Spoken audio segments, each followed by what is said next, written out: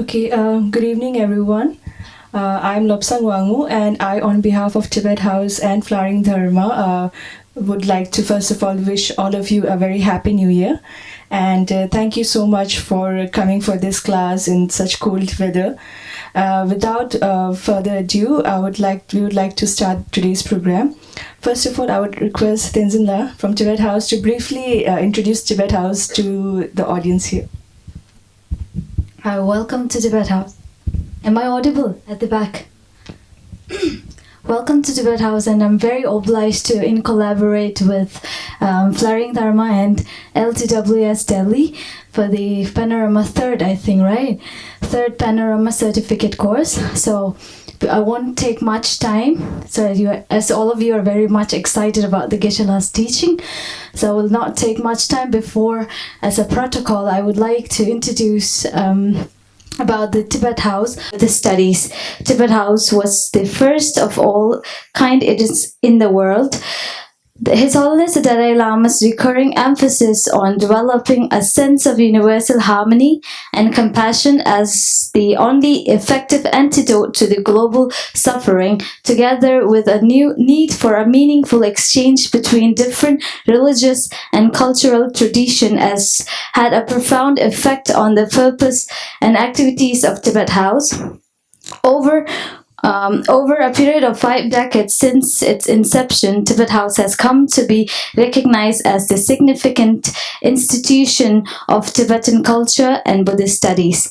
Tibet House has a museum whose purpose in His Holiness' word to bring the heritage of the past in close contact with values that are current, a library housing a sizable collection of important books and manuscripts, a publication unit which publishes around 10 to 15 books a year, and program division which regularly organizes lectures, seminars, conferences, film screenings, and exhibition.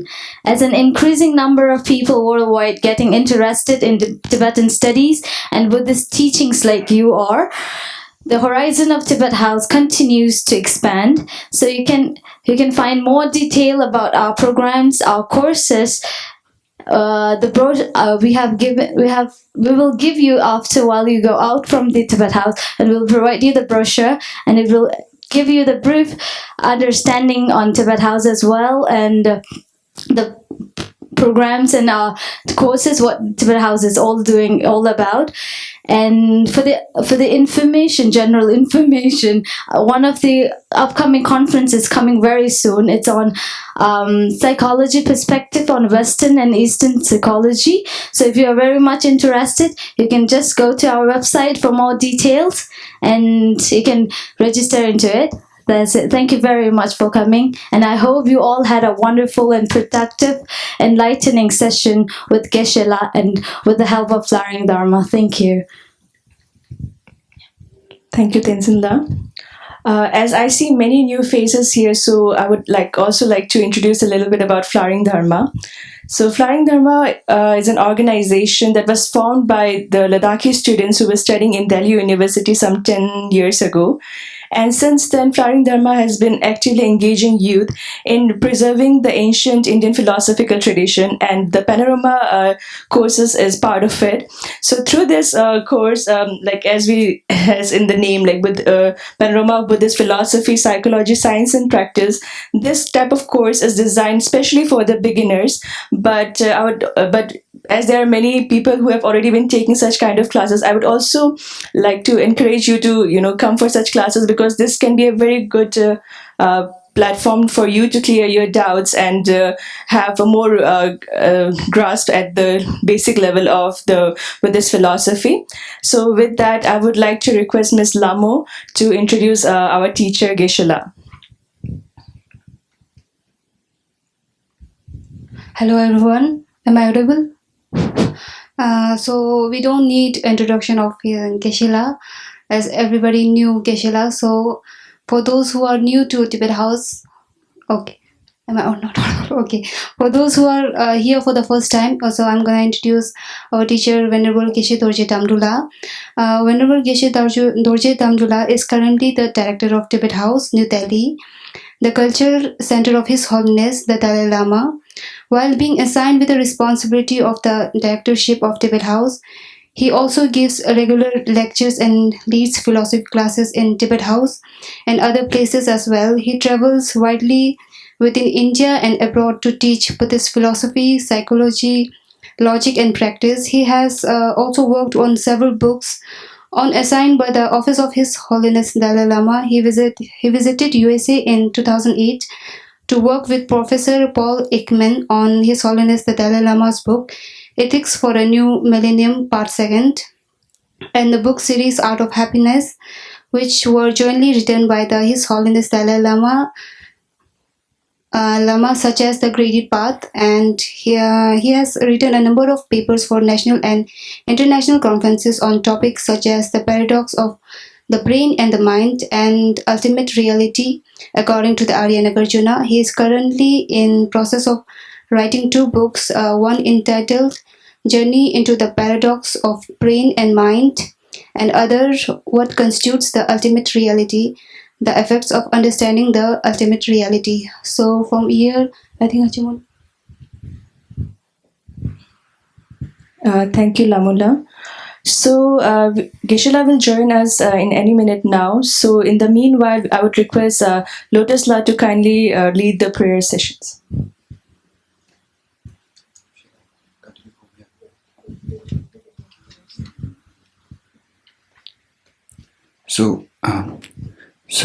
Hello. So we'll continue from page number 4 from your study material, preliminary prayers.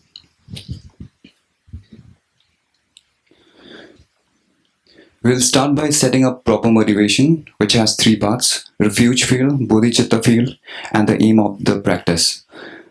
For refuge field, in front of you, visualize Buddha Shakyamuni, His Holiness the 14th Dalai Lama, and all Buddhas and Bodhisattvas. They are looking upon you with immense kindness and unconditional love, as a mother looks upon her only child. For bodhicitta field, you are seated on either side of you, your 2 kind parents, your mother on the left and father on the right, and you are accompanied by all other dear mother sentient beings. You are leading them in the practice. The aim of the practice, which is to manifest the Buddha nature, Tathagata Garbha, which is the ultimate source of happiness, by removing the 2 mental obscurations, both afflictive afflictions of negative emotions, contaminated karmas and their corresponding active imprints, and cognitive obscurations, the subtle stains, that is, inactive seeds of afflictions and contaminated karmas. Now from here we all have to recite the following verses together. Enthused by great compassion, you taught the immaculate Dharma to dispel all perverted views. To you, the Buddha Gautama, I pay homage. Enthused by great compassion, you taught the immaculate Dharma to dispel all perverted views. To you, the Buddha Gautama, I pay homage. Enthused by great compassion, you taught the immaculate Dharma to dispel all perverted views. To you, the Buddha Gautama, I pay homage. In dependent origination, there is no ceasing, no arising, no annihilation, no permanence, no coming, no going, no separateness, and no sameness.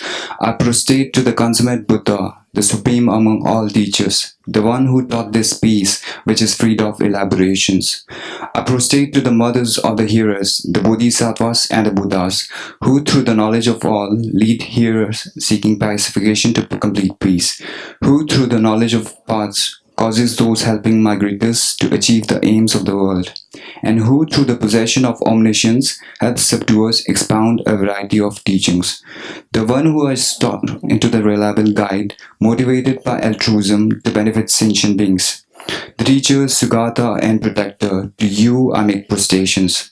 The one who has eliminated the web of conceptualizations and is endowed with the divine bodies of the vast and the profound, who eternally shines forth the forever noble light rays. To you, the Buddha, I make prostrations.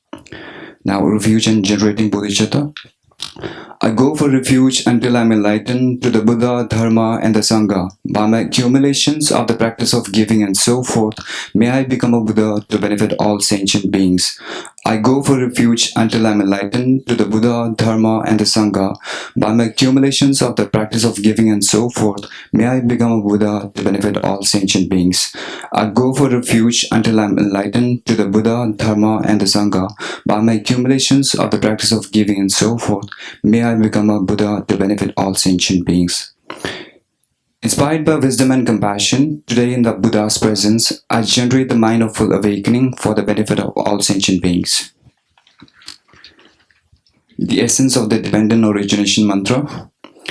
Now, here we follow a particular tune in Tibet house, so you have to follow like this. Om ye dharma hetu prabhava hetum tesham tathagato havadat tesham chayo nirodha evam vade mahashramanaye swaha. Om ye dharma hetu prabhava hetum tesham tathagato havadat tesham chayo nirodha evam vade mahashramanaye swaha. Om ye dharma hetu prabhava hetum tesham tathagato havadat tesham chayo nirodha evam vade mahashramanaye swaha. The meaning of the Tender Lingpo mantra. All phenomena arise from causes. The causes are taught by the Tathagata. The cessation of the causes as well is taught by the great seer. Profound, peaceful, elaboration-free, clear light and non-composite. Such is the nectar-like dharma I've discovered. Finding no one to fathom this teaching, in silence I will retire into the woods. Beyond utterance, thought and expression is the perfection of wisdom, which is unborn, unceased, and has the nature of space. It is the object of apprehension of self-realized wisdom. To you, the mother of the Buddhas of 3 times, I pay obeisance. The Guru is the Buddha, the Guru is the Dharma, likewise the Guru is the Sangha. The Guru is the source of all. I go for refuge in the Guru. By the sound of the vibrant drum of Dharma, please liberate all beings of miseries. I beseech you to kindly remain and give teachings until the end of the expanse of billions of eons. The Buddha does not wash the negativities of the beings, nor does he remove their miseries by his hands. His spiritual realizations are not transferred to them. It is by teaching the truth of suchness that beings are liberated. With folded hands, I beseech the Buddhas of all directions to shine the light of Dharma for all bewildered miseries' gloom. The instructions on parting from the 4 attachment. If you are attached to this life, you are not a spiritual practitioner. If you are attached to samsara, you have no renunciation. If you are attached to your own self-interest, you do not have bodhicitta. If there is grasping, you do not have the view. So we'll stop here.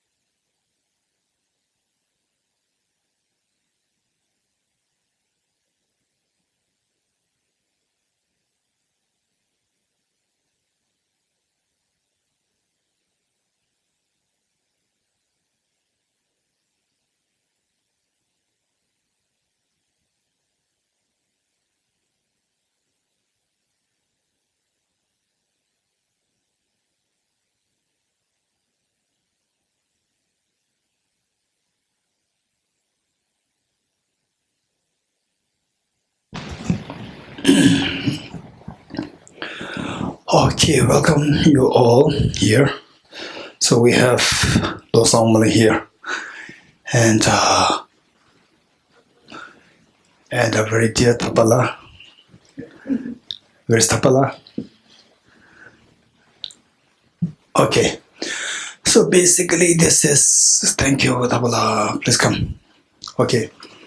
I learned that many of you are more like for the first time being exposed to the philosophy, psychology, and so forth. And although most of you may be already aware, meaning that you know already not really the significance, just a gesture of making offerings of lights and so forth. When you offer the lights, what do you think of? What's the purpose? All these things we have to, if possible, we have to learn these things. Number one, I said, before we do that, we will make 3 prostrations. And the purpose for make the prostrations is to, for example, in the Indian culture, you touch the feet of your parents, you touch the feet of your say, teachers.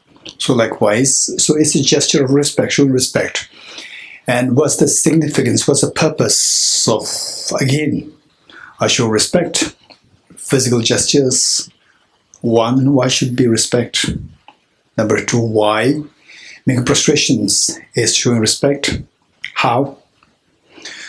Okay, so so 1, respect. Respect means that, for example, say that, okay, I have a tremendous, I'm so fond of physics. I'm so fond of, let's say, the quantum physics. Then I may keep a photograph of Niels Bohr, and every time I'm so happy to look at this photograph or the picture, the poster. So it's a gesture to tell that I really appreciate you. So this is how you connect. And the more you connected, the more recipient you become.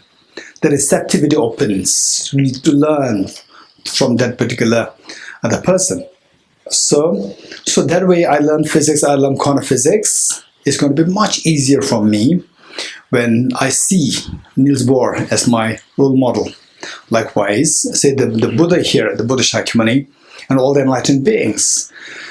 We take them as a role model in terms of showing us the path of the wisdom, of compassion.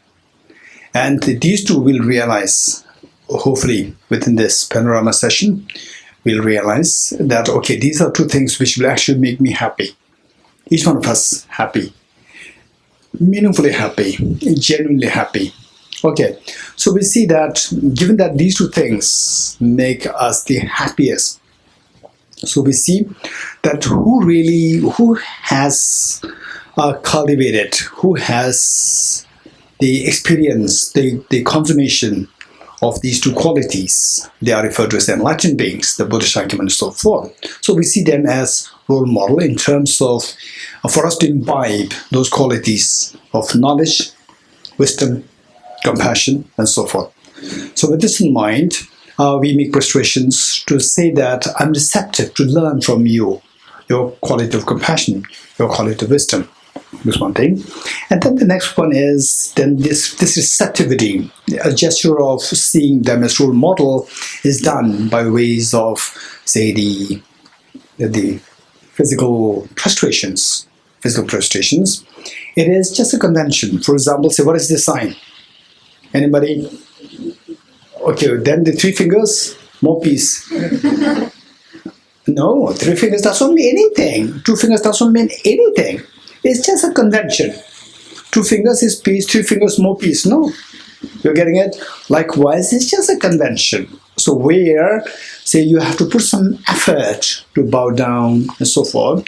So this, conventionally, we see this as a gesture of respect. So when that is happening, what happens is psychologically, your sense of respect is being increased, aroused within you. So this then opens up your receptivity. When the receptivity opens, then the knowledge, the qualities of love and affection simply is being imbued within yourself. So this is the point. The next one is, after this, then we'll make the offerings of the lights.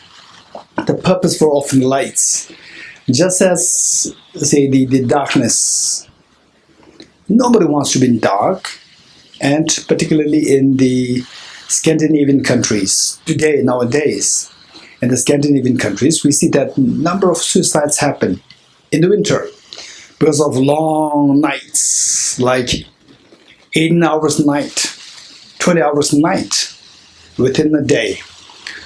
So the night is very demoralizing, it's very gloomy, it makes your mind so heavy. So the moment the darkness is eliminated, then you feel so light that you could feel the lightness in your heart.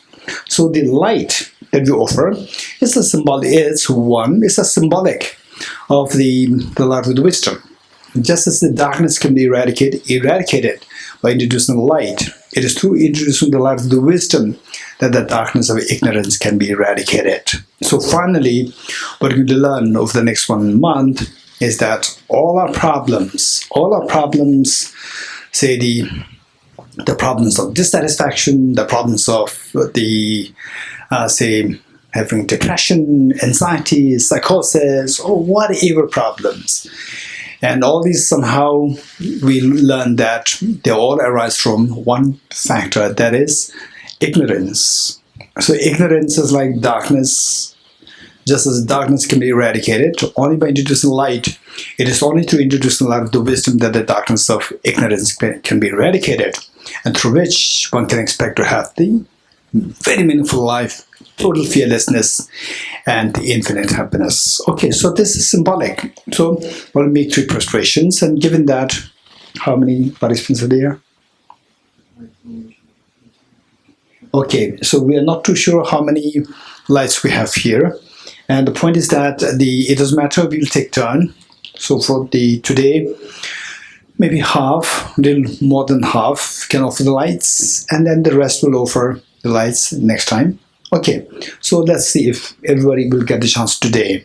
And then while lighting the lamps, just imagine I'm lighting the lamp of the wisdom to increase, to expand the horizon of my knowledge, the horizon of my love and affection towards the beings.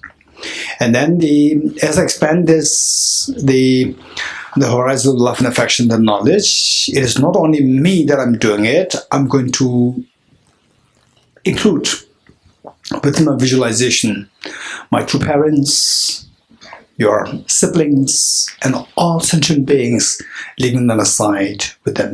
You also give the opportunity to them, mentally give opportunity to them that they're also lighting this lamp of the wisdom to dispel the darkness of ignorance. Okay, this is how we're going to do that.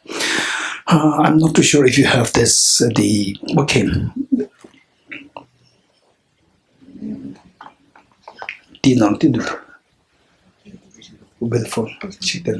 Okay, page number 9.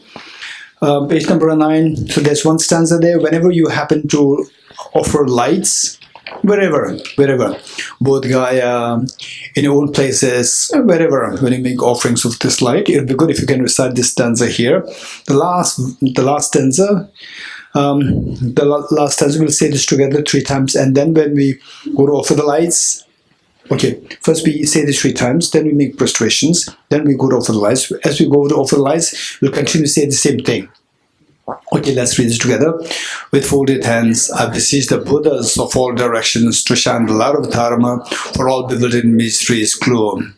With folded hands, I beseech the Buddhas of all directions to shine the light of Dharma for all bewildered mysteries gloom.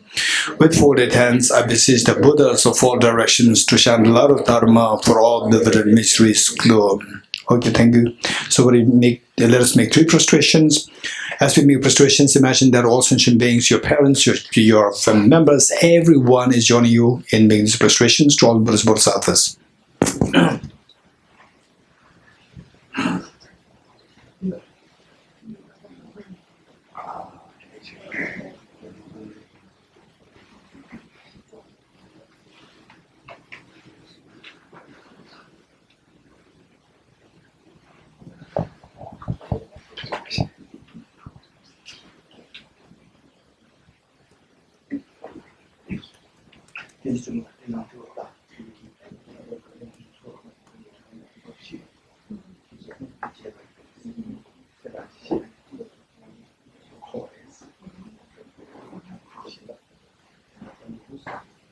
Okay. And then others will join us with folded hands. Of all directions to shine a light of Dharma for all bewildered in misery's gloom. With folded hands up of all directions to shine a light of Dharma for all bewildered in misery's gloom. With folded hands I beseech the Buddhas of all directions to shine the light of Dharma for all bewildered in misery's gloom. With folded hands I beseech the Buddhas of all directions to shine the light of Dharma for all bewildered in misery's gloom. With folded hands I beseech the Buddhas of all directions to shine the light of Dharma for all bewildered in misery's gloom. With folded hands I beseech the Buddhas of all directions to shine the light of Dharma for all bewildered in misery's gloom. With folded hands I beseech the Buddhas of all directions to shine the light of Dharma for all bewildered in misery's gloom. With folded hands I beseech the Buddhas of all directions to shine the light of Dharma For all bewildered in misery's gloom. With folded hands I beseech the Buddhas of all directions to shine the light of Dharma for all bewildered in misery's gloom. With folded hands I beseech the Buddhas of all directions to shine the light of Dharma for all bewildered in misery's gloom. With folded hands I beseech the Buddhas of all directions to shine the light of Dharma for all bewildered in misery's gloom. With folded hands I beseech the Buddhas of all directions to shine the light of Dharma for all bewildered in misery's gloom. With folded hands I beseech the Buddhas of all directions to shine the light of Dharma for all bewildered in misery's gloom. With folded hands I beseech the Buddhas of all directions to shine the light of Dharma for all bewildered in misery's gloom. With folded hands I beseech the Buddhas of all directions to shine the light of Dharma for all bewildered in misery's gloom. With folded hands I beseech the Buddhas of all directions to shine the light of Dharma for all bewildered in misery's gloom. With folded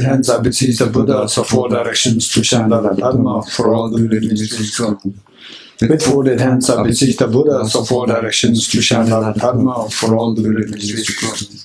With folded hands I beseech the Buddhas of all directions to shine the light of Dharma for all bewildered in misery's gloom. With folded hands I beseech the Buddhas of all directions to shine the light of Dharma for all bewildered in misery. With folded hands I beseech the Buddhas of all directions to shine the light of Dharma for all bewildered in misery's gloom. With folded hands I beseech the Buddhas of all directions to shine the light of Dharma for all bewildered in misery's gloom. With folded hands I beseech the Buddhas of all directions to shine the light of Dharma for all bewildered in misery's gloom. With folded hands I beseech the Buddhas of all directions to shine the light of Dharma for all bewildered in misery's gloom. With folded hands I beseech the Buddhas of all directions to shine the light of Dharma for all bewildered in misery's gloom. With folded hands I beseech the Buddhas of all directions to shine the light of Dharma for all bewildered in misery's gloom. With folded hands I beseech the Buddhas of all directions to shine the light of Dharma for all bewildered in misery's gloom. With folded hands I beseech the Buddhas of all directions to shine the light of Dharma for all bewildered in misery's gloom. With folded hands I beseech the Buddhas of all directions to shine the light of Dharma for all bewildered in misery's gloom. With folded hands I beseech the Buddhas of all directions to shine the light of Dharma for all bewildered in misery's gloom. With folded hands I beseech the Buddhas of all directions to shine the light of Dharma for all bewildered in misery's gloom. With folded hands I beseech the Buddhas of all directions to shine the light of Dharma for all bewildered in misery's gloom. With folded hands I beseech the Buddhas of all directions to shine the light of Dharma for all bewildered in misery's gloom. With folded hands I beseech the Buddhas of all directions to shine the light of Dharma for all bewildered in misery's gloom. With folded hands I beseech the Buddhas of all directions to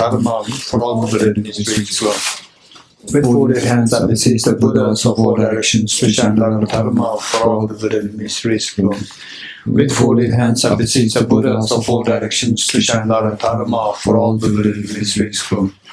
With folded hands I beseech the Buddhas of all directions to shine the light of Dharma for all bewildered in misery's gloom. With folded hands I beseech the Buddhas of all directions to shine the light of Dharma for all bewildered in misery's gloom. With folded hands I beseech the Buddhas of all directions to shine the light of Dharma for all bewildered in misery's gloom. With folded hands I beseech the Buddhas of all directions to shine the light of Dharma for all bewildered in misery's gloom. With folded hands I beseech the Buddhas of all directions to shine the light of Dharma for all bewildered in misery's gloom. With folded hands I beseech the Buddhas of all directions to shine the light of Dharma for all bewildered in misery's gloom. With folded hands I beseech the Buddhas of all directions to shine the light of Dharma for all bewildered in misery's gloom. Okay, thank you.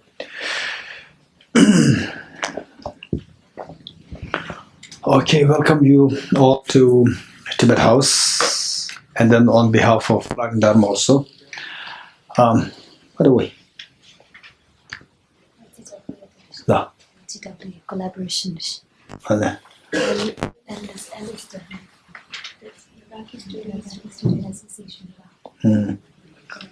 You want to say something? Say briefed. Okay. Okay, good. Okay, so welcome you all for this program. So you know that this is the third year of the PANORAMA, and Flowering Dharma, the organization with which I'm affiliated or I'm associated with for the last, I think, about like 10 years. Is the 11th year? 11 years. So it's like since the inception of the Flowering Dharma, somehow I'm connected, and I'm sure most of you are aware of His Eminence Chungwen Rinpoche. How many of you know His Eminence Chungwen Rinpoche? Right? Okay, so the Rinpoche is like the backbone of Flowering Dharma, and he was the main framework, the backbone, inspiration, and the blessings of Flowering Dharma. So I would highly recommend that in future, Rinpoche actually travels. He actually lives in Ladakh. Why not you take the opportunity to meet him, take his blessings, advice, and so forth. Flowering Dharma also as an organization. And so there are some who may not be directly associated with Flowering Dharma, or you have some personal interest in what is happening here, PANORAMA. So basically the idea is there are two things. One is for a person, I say whether you are Buddhist, whether you are Hindus, Muslims, Jains, Christians, Jews, Baha'i, the Parsi, or non-believers. One thing which governs, which is a commonality among all of us, is the basic desire for happiness and the basic aspiration to shun the miseries. This is a reality. This is what underscores everyone. Is something which is a truth that governs across the humanity, across the sentient beings. This is a reality. So that being the case, the next is whether or not I can achieve that state, achieve a state of, say, total fearlessness, a state freed of all suffering, or a state of infinite happiness. Is this something which I can achieve? This is the question. So, let's say in this regard, then by being here, being a part of the PANORAMA Part 3 or PANORAMA 3, say what can we take out of that? And from this, if you're a Buddhist, then you will learn how to be a good Buddhist. If you're a Hindu, you will learn how to be a good Hindu. And if you're a Muslim, you will learn how to be a good Muslim. Likewise, Jain, Christians, Jews, or Sikhs, or non-believers, Baha'i, Zoroastrianism, following Zoroastrianism, whatever tradition that you're following, and a non-believer. If you're a non-believer, learn how to be a good non-believer. So that is so important. This is the point. Finally, the point is that we are together here not to become a Buddhist or not to shun anything. It is for us to learn how to be happy, how to be meaningfully happy, and how to be, how to get it off, how to minimize our suffering, and short-term, long-term. Short term, what are the skills to be acquired to build our happiness, to mitigate the power of our suffering. And then long term, how to have a proper plan to get rid of all sufferings altogether and to acquire the maximum happiness. So this is the final, the aspiration, the long-term plan that we need to have. And particularly all of you being very young, we need to have these two plans in hand. And particularly the Flowering Dharma. We have been very fortunate, particularly for the youngsters, you are very lucky to have such an organization known as Flowering Dharma. It is through this Flowering Dharma that we are connected. I feel connected with you, you feel connected with me, you feel connected with Tibet House, you feel connected with the wisdom, you feel connected with compassion. So that is so precious. So otherwise, say in Delhi, for example, there are so many Ladakhi young boys and girls, so many. It's not just, they're 10, 20, 30, 50. Perhaps if not the several thousands, for sure, 1,000, there must be likewise Tibetan boys and girls. But without such an organization like Flowering Dharma, which is so actively involved to encourage, to direct, to give a proper direction to the youngsters into what they should be looking for. So without such institutions, such a group, then we see that the youngsters, they go astray. They go astray, then they feel lost. And they do not know that they are lost. They think that they are going somewhere, but actually they are going not in a proper direction. So therefore we all of us should be feeling so grateful for Flowering Dharma. And Flowering Dharma is not like the company started by Indian government. It's some organization initiated by very young, enthusiastic young boys and girls. 10 years ago, 11 years ago, they started this. Tashin Namgyal, who started this, and supported by his friends like Stenzinla, Sono, and then the Namgyal, Ngawa Namgyal. Later on, Tashin Namgyal Jr., and then Stenjin Chodunla, and so forth. And then now we have the Sonam, the Losomala, and then Tabala, and Pinzola. Where's Pinzola? He's not here. Okay, this exam. Okay, so we see that there's a small group of the young, enthusiastic, the boys and girls, and who take the initiative. Because of which we reap the benefit. It is for me to see each one of your faces, and then for you to hear about what's the culture of love, what's the culture of wisdom. Okay, that's very important. So meanwhile, given that I'll travel a lot, it's not that I'll be giving the class all the time. So, but still, we're all very fortunate that we have a very young, energetic teacher who has been teaching the Buddhist philosophy to the students, master students in Sikkim, Namgyal Institute of Tibetology under the Sikkim University. So she's going to take the charge in my absence. So she's going to teach you about the psychology, Buddhist psychology, and she's extremely bright. And she also taught last year's PANORAMA as well. So this is the basic plan. So with this, what I'd like to share with you is that finally we learn one thing, and then the next part is how to integrate what we learn, how to integrate that in our day-to-day life. Number two, and after learning this, takeaway. What is the takeaway for each one of us from this? Okay, there are three things to keep in mind. So with this in mind, first of all, I like to we'll do a meditation together. Just as auspicious beginning, we'll do meditation together, for which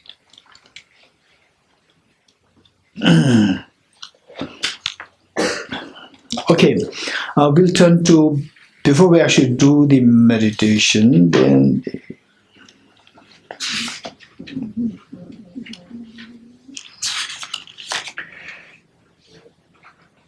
okay, we turn to page 4.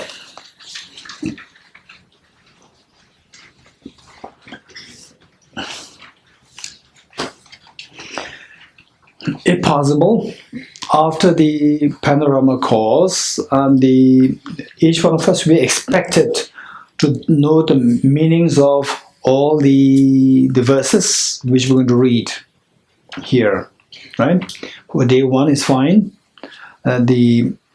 Otherwise, at the end, towards the end of the panorama program, let us make sure that we know the meanings, and then by the second or third session, how many sessions? 6, 9 sessions. Okay, quite lucky.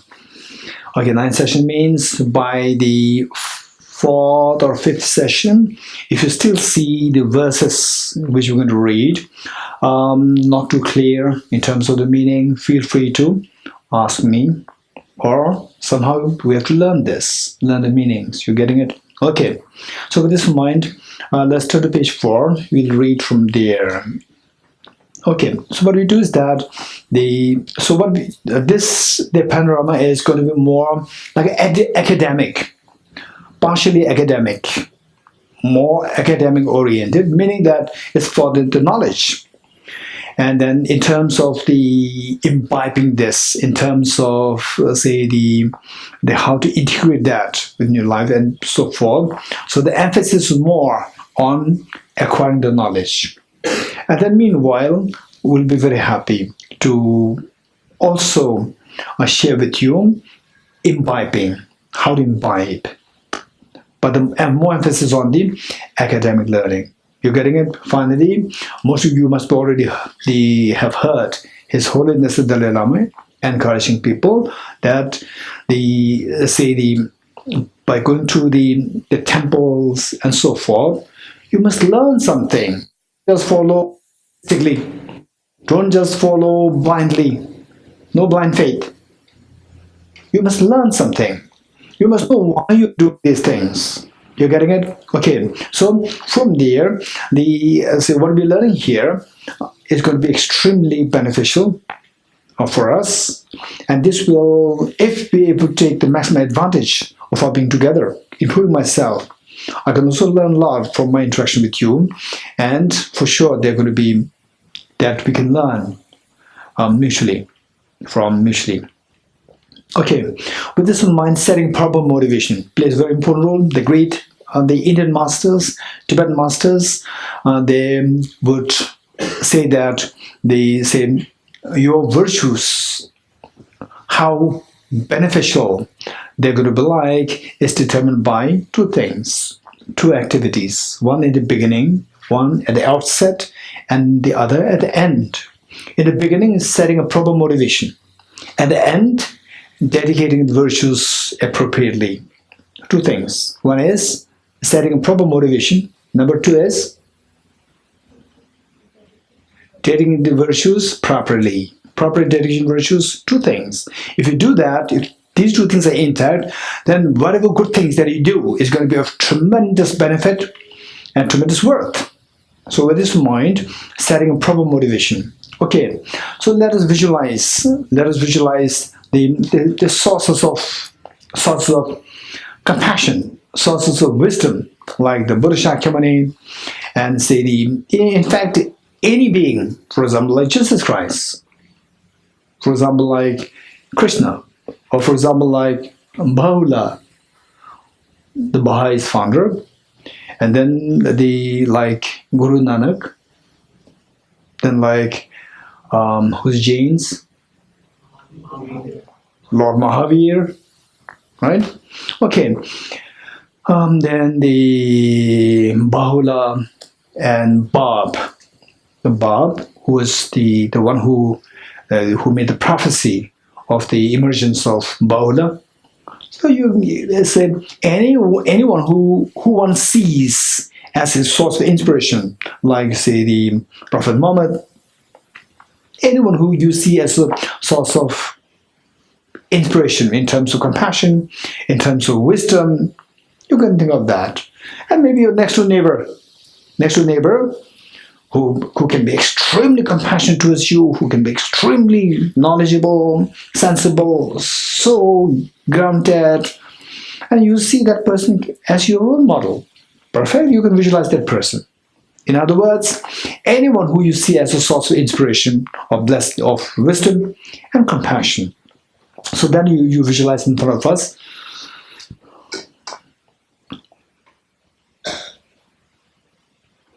And then how you visualize them as very compassionate, so loving, so caring. The way, imagine that you come home demoralized, being bullied by the elder children from the schools, and your parents are waiting there to give full love, affection, attention to you. This is exactly how we should be visualizing all these enlightened beings, Buddhas, Bodhisattvas, in front of us to give us total love, affection, and embrace.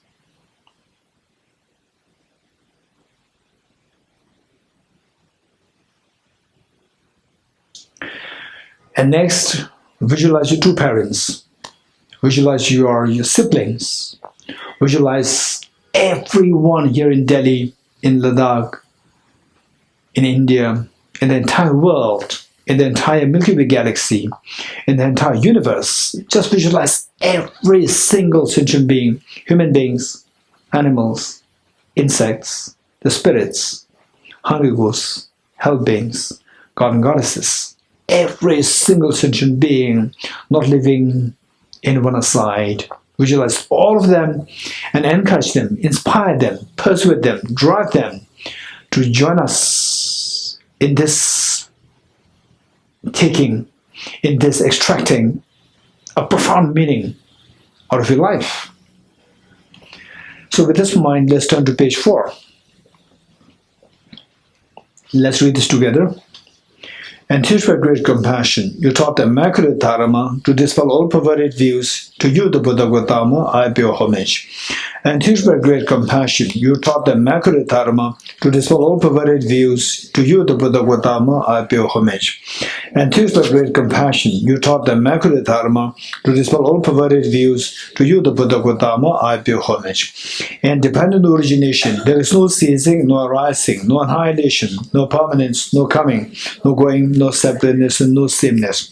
I prostrate to the consummate Buddha, the supreme among all teachers, the one who taught this peace which is freed of elaborations. I prostrate to the mothers of the hearers, the Bodhisattvas and the Buddhas, who through the knowledge of all leads here seeking pacification, complete peace, who through the knowledge of paths causes souls helping migrators to achieve the aims of the world, and who through the possession of omniscience helps subduers expand a variety of teachings.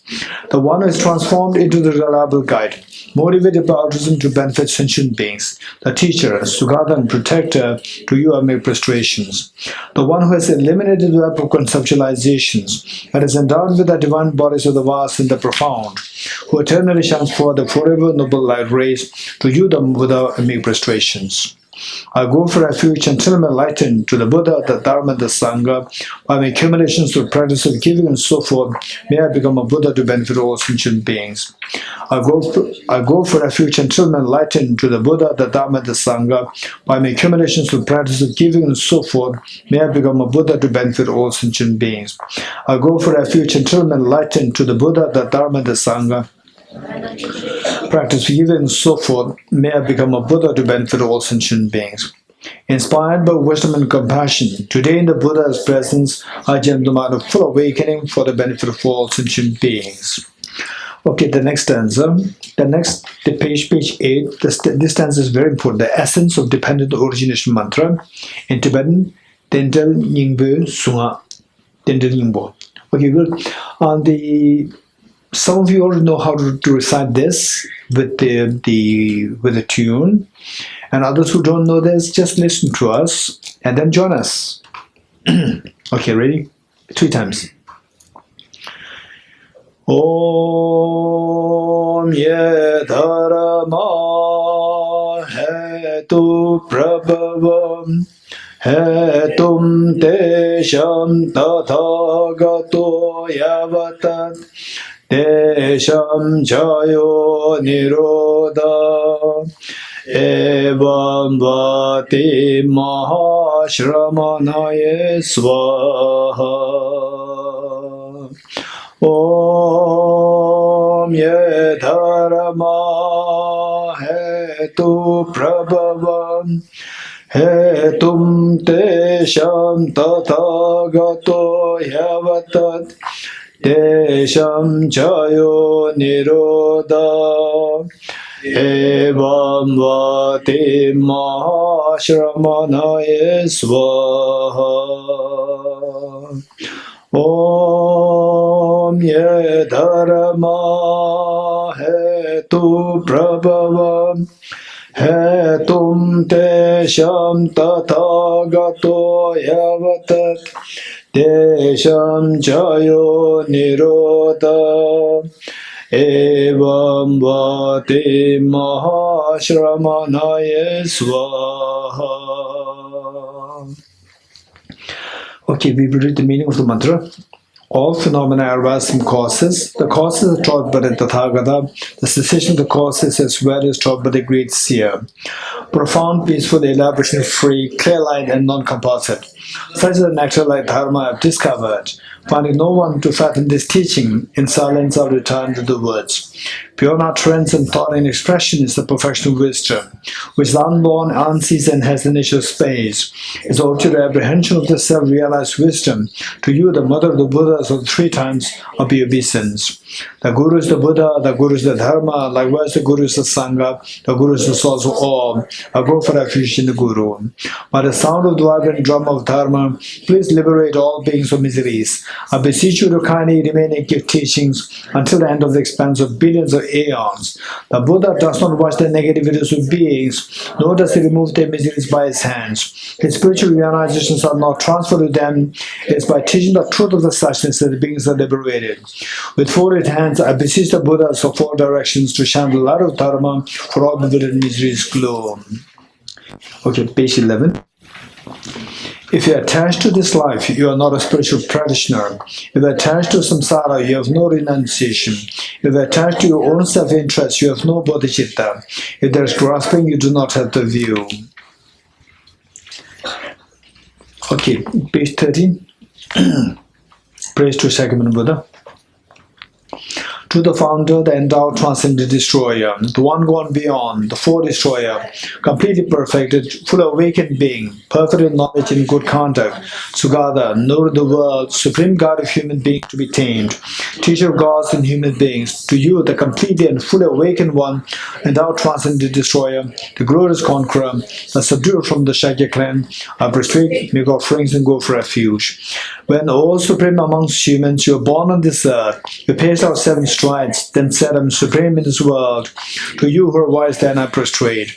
With pure bodies, form supremely pure, wisdom motion like a golden mountain, flame that blazes in 3 worlds, winner of the best, Lord, to you are prostrate. With a supreme science face like a spotless moon, color of gold, to you are prostrate. Trustful like you, the 3 worlds are not, incomparable wise one, to you are prostrate. The Savior having great compassion, the Founder having all understanding, the filler of melody, the qualities like vast ocean, to you the Tathagata I prostrate. The purity that frees one from attachment, the virtue that frees one from the lower realms, the one path, the sublime pure reality, to the Dhamma that pacifies I prostrate. Those who are liberated and also show the path to liberation, the holy feel qualified with realizations, who are devoted to the moral precepts, to you the Sangha I prostrate. To not kindly emit non-virtuous actions, perform only perfect virtuous actions, subdue your mind thoroughly. This is the teaching of the Buddha.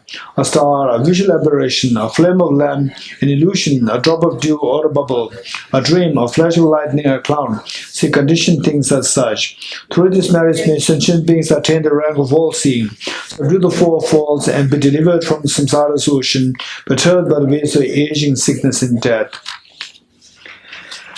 Okay, let's turn to page 18.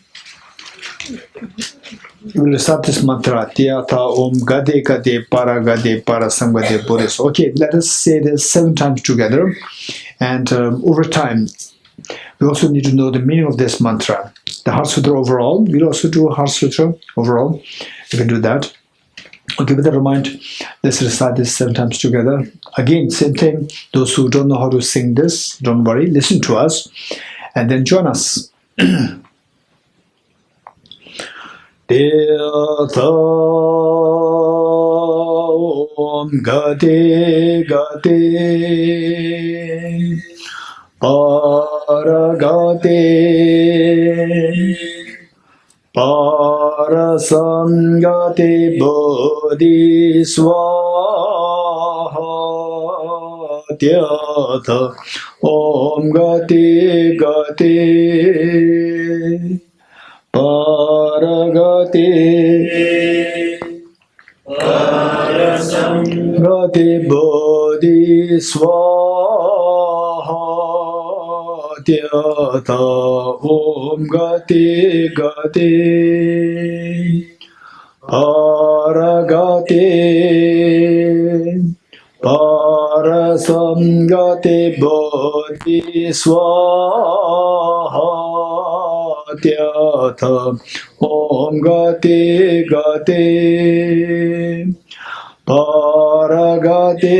Paragate Parasangate Bodhi Swaha Tirtha Om Gate Gate Paragate Parasangate Bodhi Swaha Tirtha Om Gate Gate Paragate Parasangate Bodhi Swaha.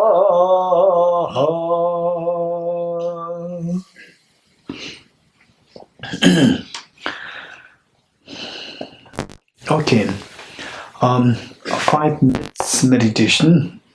Meanwhile, we have to know how to meditate. Okay, just raise your hands. Those who have no exposure of meditation, meaning that I heard about meditation, but I never meditated in my life. Just raise hands. Okay, which means I've heard about meditation. I also tried meditation. Raise hands. I tried meditation. Raise hands. Okay, I did not really understand what you're saying. Raise hands. Right. I did not raise my hands in both cases. Raise hands. Okay. So basically, the meditation. This is going to be like, okay, meditation is very important. And oftentimes, people may encourage you directly, okay, meditate, practice. It's not that simple. Okay. What I'd like to share with you, because I can see that many new faces are here. What I'd like to share with you is that should you have any questions related to the Buddhist philosophy, psychology, metaphysics, and so forth, let us see this as a platform for us to bring these questions up. Don't hesitate. It doesn't mean that, okay, somebody sitting here has all the answers. This is not the point. The point is that we should be able to bring these questions up. And then if I don't have the answer, it doesn't matter. At least that okay, this is a very serious question which I don't know, right? So the point is that we have to know the important questions. The questions coming up, particularly say I've been giving teachings for all these many years. In most cases, most likely, some of you are not born. I started since some of you are not born, like 2004. How many of you are not born? How many of you born after 2004? Okay, so how many of you are crawling 2004? Most of you, right? Crawling. Like 4 years, 5 years. Walking. Okay, 2 years, 3 years. Enrolled in the school. Okay. Okay, so basically the point is that you're very young. So I've been teaching philosophy since then, but still I come across many questions, very interesting questions, and very intelligible questions as well. Very intelligible, which I never heard till today. Otherwise, most of the questions are much more something very common to me, which I've been hearing so often times, but once in a while, I do come across questions. Okay, this never even even struck my mind at any time before. Okay, so that way, feel free to ask any questions for my own learning, not even for you, for my own learning.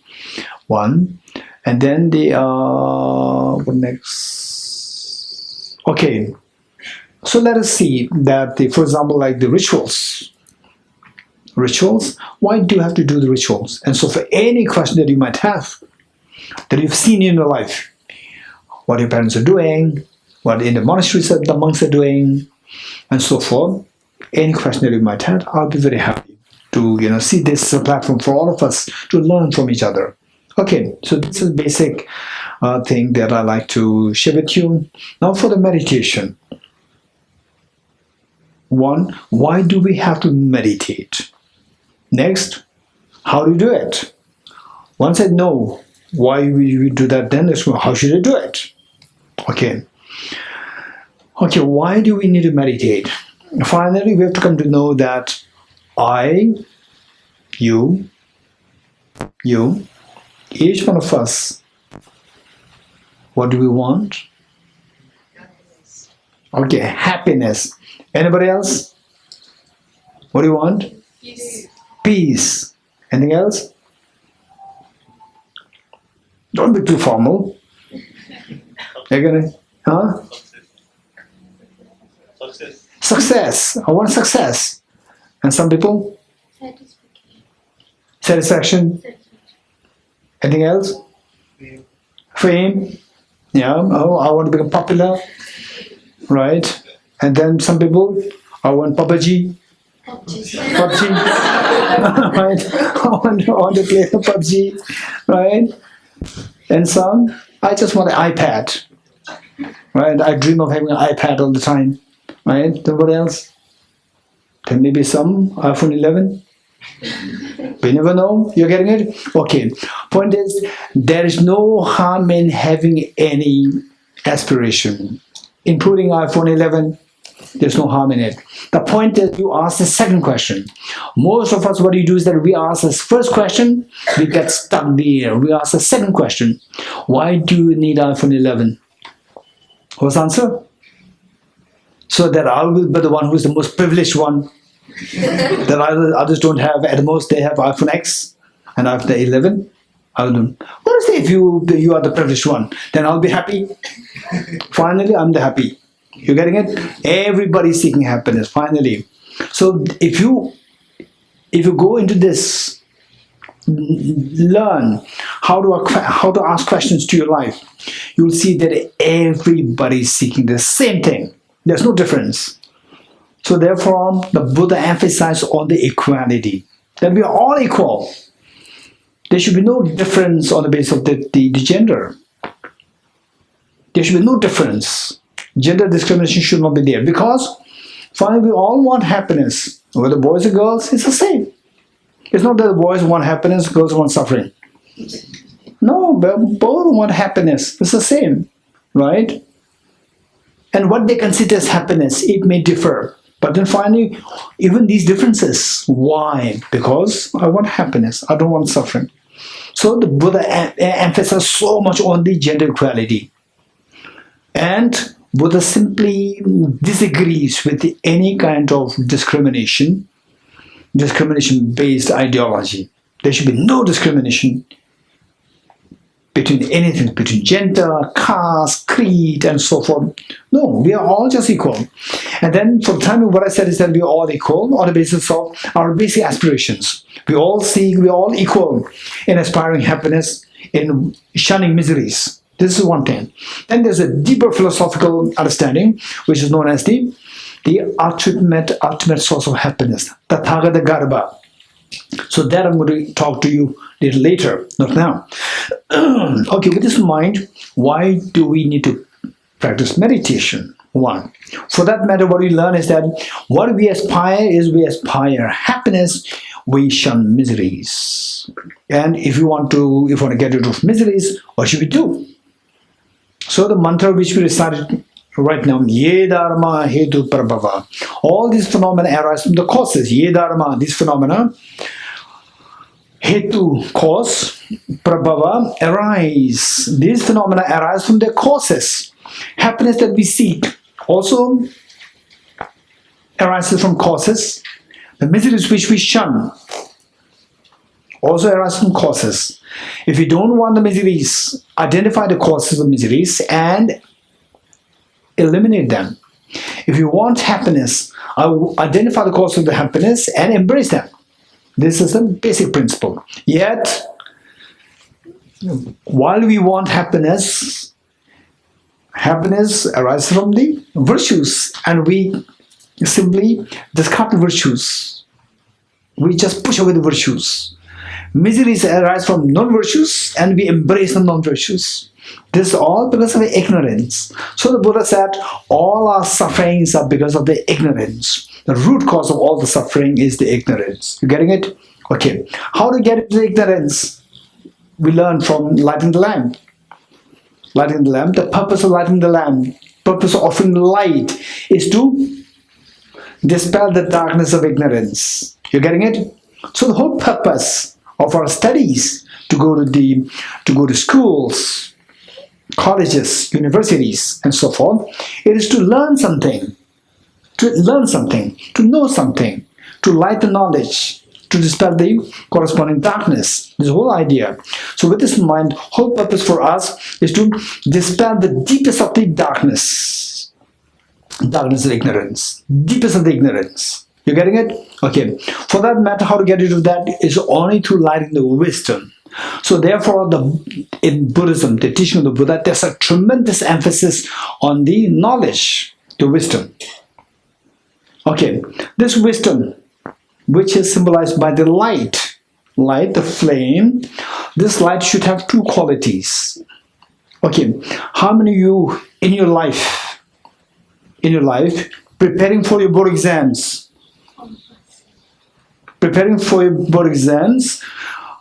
power cut. Tomorrow's board exam, or the board exam after the 1 week, after 5 days, and then okay, tonight I will spend whole night studying, and then by the 8 o'clock, power cut. Right? Oh no! Then what do? Oh Buddha, please remove the darkness, ignorance. Please remove the darkness. Do you do that? What do you do? Hey, what do you do? Light a lamp. You're getting it. Don't pray. Buddha, please remove the darkness. If the Buddha is sitting next to you, the Buddha will feel very sad. What a stupid follower. Why not you light a candle? Light a candle, right? If you light a candle without praying to the Buddha, if you light a candle, Buddha will be so happy. Wow, this is a smart girl, this smart boy. This person has really been enlightened. You're getting it? Okay. So therefore the point is that we have to introduce a light. So this light, how you did that in your life? For reading books, or for preparing for exams, there's a power cut, and you have to depend on light, and you have to light a candle, or the butter lamp, or whatever. How many of you did it in your life? Raise your hands. How many of you have no idea what is lighting a lamp? Lighting a lamp, preparing for exams. I have no idea. Raise your hands. Well, you all have that experience, right? Okay, those of us my age, we have incredible experience. On those days, the light is so weak, and power cut is so a frequent phenomena. So we have to depend on the lights, the lighting candles, and the lantern, the kerosene lantern.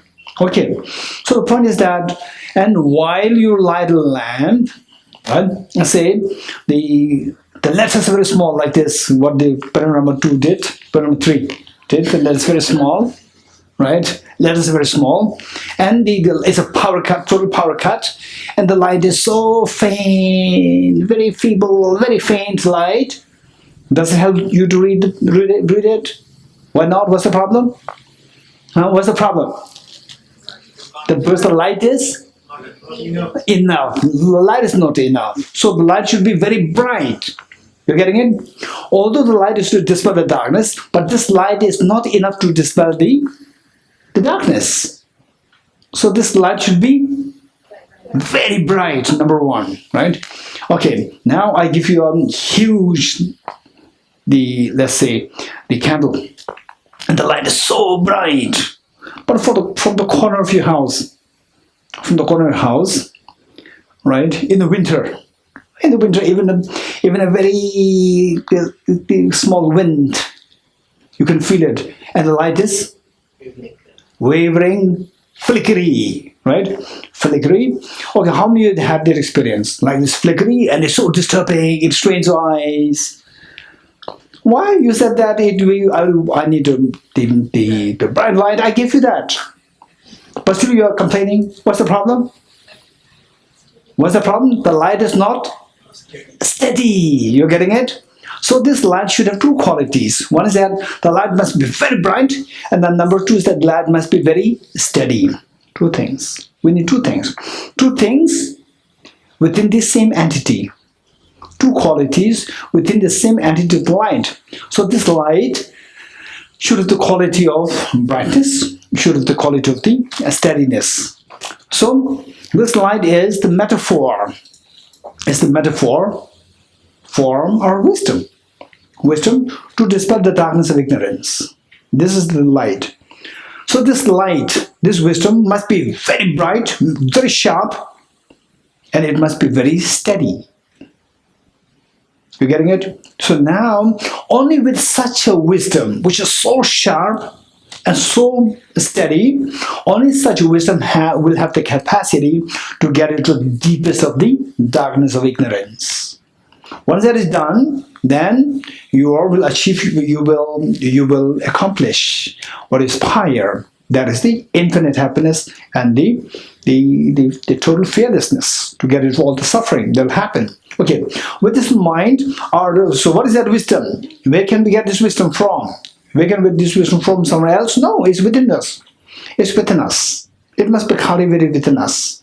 So this wisdom to be cultivated within us, it should have the sharpness, the brightness, the sharpness, for which we are going to invest most of our time, the panorama tree, towards that end, in order to sharpen this wisdom. And then the steadiness. To make this wisdom steady, we're going to do this 5-minute meditation as an auspicious gesture. Auspicious, the beginning. Okay, so for that matter, is to build the sharpness of meditation. For example, they say, okay, to make it short. So this meditation, now we're going to do what is known as the sharpness meditation. To bring the sharpness of the mind, meditation to bring the steadiness of the mind. 2. Meditation to bring the steadiness of the mind is known as shamatha meditation. Shamatha meditation. Calm abiding meditation. Shamatha meditation. Calm abiding meditation. In Tibetan it is shine. Shine. Shines. Shines. In the dark. Shines. Shinas, yeah, Shinas. The Shamatha meditation, and the other one is to build the sharpness. To build the sharpness, it is known as the special insight meditation. Haktong. Haktong in Tibetan. Haktong in English. Special insight meditation.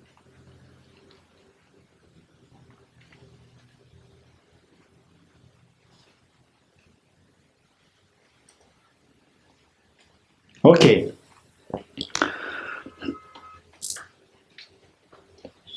So the single point of meditation, shamatha meditation, which we're going to do now, the 5 minutes, this is not in lieu of sharpening your mind. This is only in lieu of stabilizing your mind. You're getting it? Let us not mix the two things. Meditation doesn't mean that it will heal you everything. No. Meditation, there are two meditations. Shamatha meditation and the special insight meditation too. Shine, Haltong. You're getting it? So, Haltong will sharpen your... Haltong will make you move. It will make you move from the state of suffering to the happiness. And the Shine will stabilize the mind to move it effectively. You're getting it? Shine will make you to move effectively. What actually moves is the Thakton, especially inside meditation, which actually makes you to move, which actually make you to remove your mental dirt and move towards your intended goal. And the Shine or the Kamabari meditation, Shamatha meditation, this will make you to stabilize in the practice. It will enhance you. It will assist you in this journey. Okay, with this mind single point meditation, for any such meditation, it is so important that we should have a proper instruction. We should have proper instruction, and oftentimes there are people who say that I'm doing meditation for how long? For the last 3 years. Oh, that's amazing. When you say that somebody's doing meditation for like 3 years, this is very good. But later on, I discovered that they just started to do it without any instruction, without any standard instruction. And some people, they start doing the meditation just by watching the YouTube. This is not at all advisable. It's very dangerous. You're getting it? Meditation, you want to do it, you must do it properly with a proper instruction. Okay, so for the instructions, 4 points. 4 points to keep in mind. The body posture, number 1, body posture. Then number 2, focal point. Number 1, body posture. Number 2, focal point. Focal, F-O-C-A-L, focal point. Number 3. Okay, from the next session, then I will ask these questions to you. Number 1, you have to tell me. Number 2, you have to tell me. You're getting it? Okay, not just me. The monologue is going to be dialogue, not monologue. You're getting it? Okay, so the point is that I say it now, I say this, and later on you have to give it back to me in full. Number 1 is body posture. Number 2 is focal point. And don't worry, I'll explain each one of them. Number 3 is identifying the errors of meditation. Number 3, identifying the errors of meditation. Number 3, identifying the errors of meditation. Number 4, applying the remedies to overcome the errors.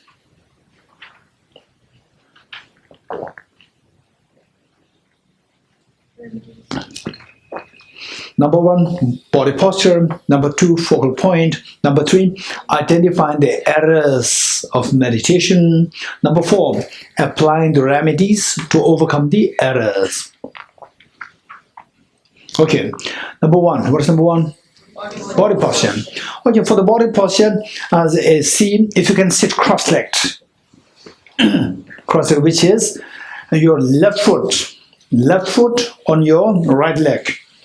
Left foot on your right leg and the right foot on your left leg. Okay, if you can do it, well and good. If you cannot do it now, don't worry. At home, in your room, try this. First begin with the left. Left foot on your right leg and the right foot on your left leg. This is what we're going to do. And then if you are doing for the first time, for sure you will start feeling the pain. The moment you start feeling the pain, quite excessive pain, then you release the foot and let the pain go away. Once pain is gone, again bring it back. This is how we learn. Then over time it's very comfortable. And in fact, many people who do the meditation regularly, the moment they sit, they prefer to sit cross-legged. That's a very comfortable position. Okay, 1. This is very important. And the purpose of this is that it will keep your mind very alert for a longer duration of time. Right? Number 2, body upright. Body upright. Oftentimes, the young people, when I look at them, how they sit like this. Look at me, like this. This is the young people's body posture. This is very, very bad posture. Learn how to sit upright and make it a habit. Make it a habit. And then when you're not meditating, still sit upright. And if you want to lean against a support, lean. That's fine. When you're not meditating, you lean again, but still you keep your body straight. Make it a habit. And you can lean against the support, that's fine. But make it a habit to keep it upright.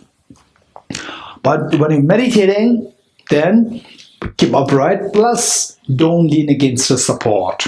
Whereas if you have backache problem, you are exempted. If a backache problem, don't force you to sit upright. Then it can really bring one, health issue. Number two, that you cannot concentrate. Finally, meditation is not just how your body sits properly. It's your mind which should be actively working. So the mind is going to be distracted by the pain. So make sure that if you have a backache problem and the leg problem, if you have leg problem, knee problem, don't sit cross-legged. So these are the recommendations for people who do not have the knee problems, who do not have the backache problem. You're getting it? Okay. While your body is upright, make sure that your body is flexible. It should not be rigid. You're getting it? It should be flexible. Because when we start doing it for the first time, the tendency is that they unconsciously, unintentionally, unconsciously, what happens is that our body tends to stiffen. We're unaware of that. And then if you're in this state for like 2-3 days, then you'll start to have the body pain, muscle pain. Well, make sure once in a while, just keep an eye on your own body to see if the body is flexible. Okay, then your head tilt forward a little bit, right? Next is your eyes not closed. Eyes half open, 45 degrees cast down. And if you do meditation with eyes closed, it's very dangerous. I'm simply going to use this word, very dangerous. And if you're interested to know how it is dangerous, you can ask me later, not now. It's very dangerous to do your meditation with eyes closed. Okay, eyes half open, 45 degrees cast down. Breathe naturally. Don't force your breath. Don't control your breath. Breathe naturally.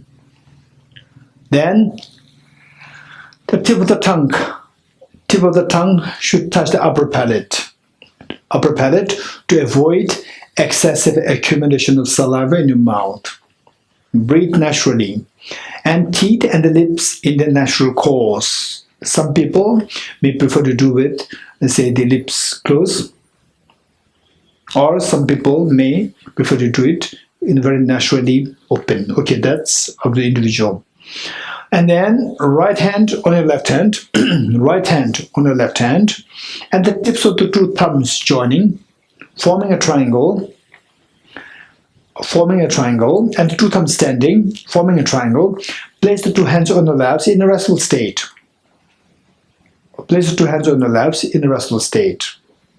Okay, this is your body posture. You getting it? This is your body posture. What is number 2? Focal point. Focal point means what are you going to meditate on? What is that object? What's that point on which you're going to meditate? Right? Okay. Focal point are 2 things. Number 1 is just counting the breath. Just count the breath. Breathe in, breathe out. Cycle 1. Breathe in, breathe out. Cycle 2. We are going to just count the breath like 21 times or 5 minutes. For 5 minutes. For 5 minutes, it's going to be like 60 cycles, in some cases 70, 80, depends on the length of the breath. That is 1. Then if you're competent, then multitasking. Multitasking meaning while you count your breath, simultaneously you focus on a tiny dot, 1 mm or 1.5 mm in diameter, a tiny white dot between your nose and upper lip. Okay, touch the spot between your nose and upper lip. Touch the spot. Can you feel that? Don't look at it with your eyes. Just touch it. Do you feel it? Okay, your eyes are not looking at it, but your mental consciousness is aware. Yes, I'm feeling something. That mental consciousness will meditate, not your eyes. That mental consciousness which is aware that yes, I could feel something. That mental consciousness will go to meditate, not your eye consciousness. Eye consciousness, just 45 degrees cast down and ignore. Good. Okay, so these two things happen together. You can try. Two things happen together. One, counting the breath. Number two, simultaneously focusing on the tiny dot between nose and upper lip. And by attempting this for about like 2 days, 3 days, 4 days, somehow you cannot manage both. Then go for one.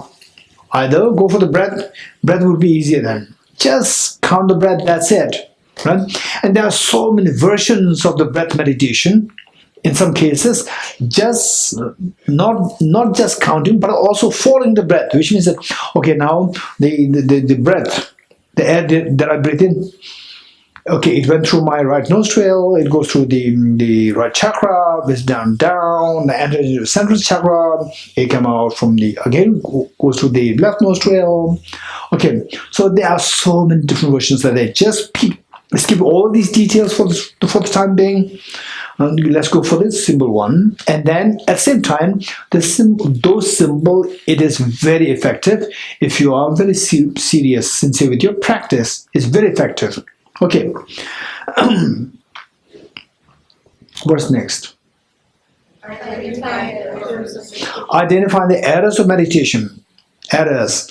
When you meditate, there are two potential errors. There are two potential errors. What kind of errors? Two errors. Broadly speaking, two errors. One is excitement and the other one is laxity. Excitement meaning that when you're meditating and then your mind is hovering around the shopping mall, your mind goes after shopping mall, these things, that is mental scattering or mental excitement. And then on the other hand, otherwise, you're meditating, and then your mind starts to fall asleep, starts to feel drowsy, then hazy. That is mental laxity. So one is overactivity of the mind, and the other one is the inactivity of the mind.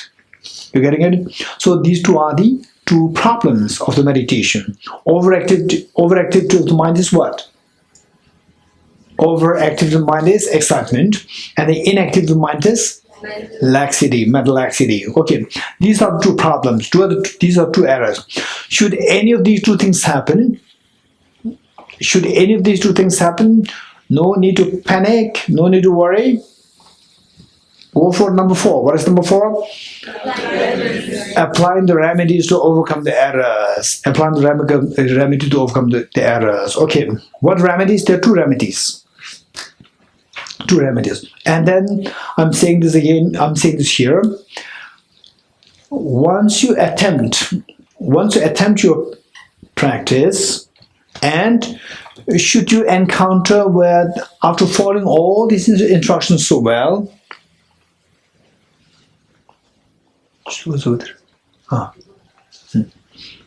till 7. Okay. Once you attempt the practice and if you follow all the instructions so well, still you have finer complications, you must meet with experienced teachers. You getting it? You must be the experienced teachers to seek help. That's very important. Okay, so now the remedies. Remedies, there are two. One is introspection and mindfulness. Introspection and mindfulness.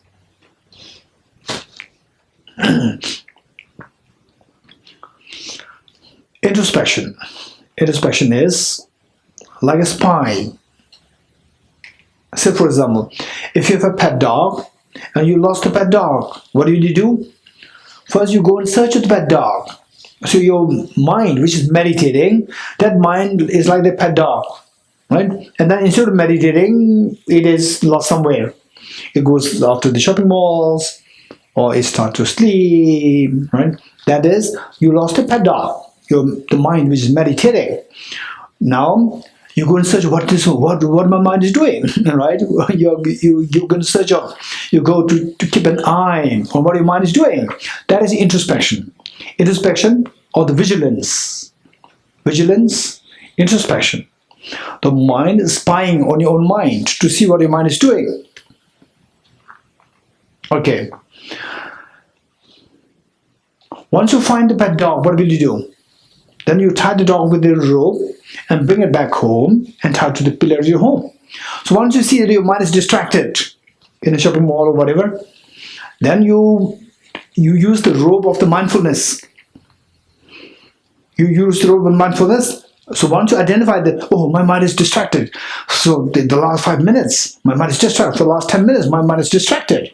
Once you identify that, then the job of the introspection is done. Next is the job of the rope-like mindfulness. Apply the rope of the mindfulness to bring the mind back to the intended object of the meditation. You get again? This is the application of mindfulness. Okay, so these are the two remedies. Ready?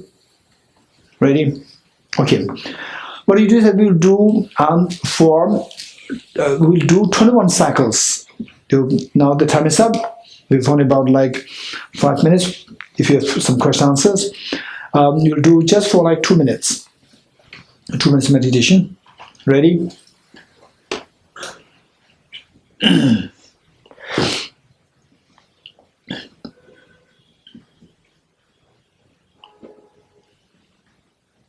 Okay. Ready?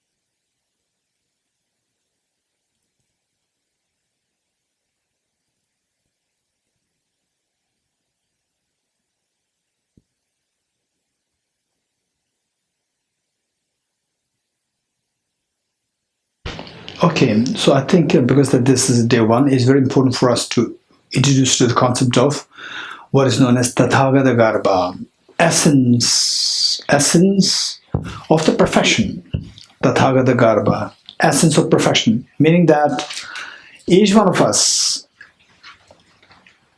what we seek is happiness. What we shun is miseries. Okay, say the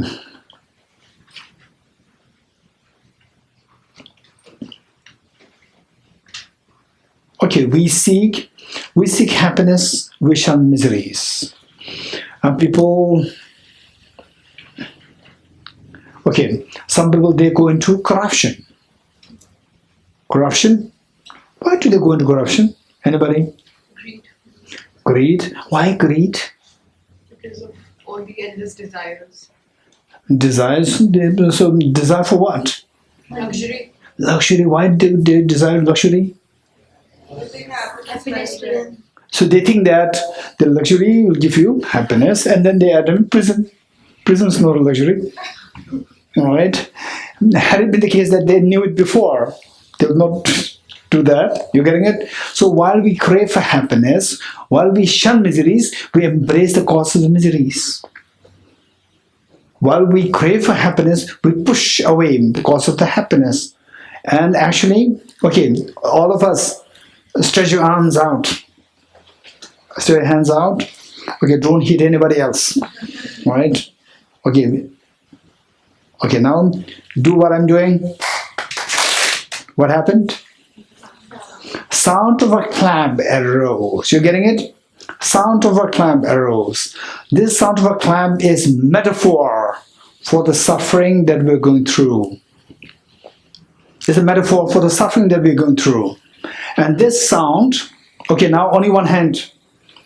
Okay, don't be naughty. Just one hand. Okay, now. No sound. You're getting it? Some people, they're very naughty. They bring the hand of the other person. Right? Okay. No sound. So, a sound is a metaphor for suffering. And this suffering is because of two hands.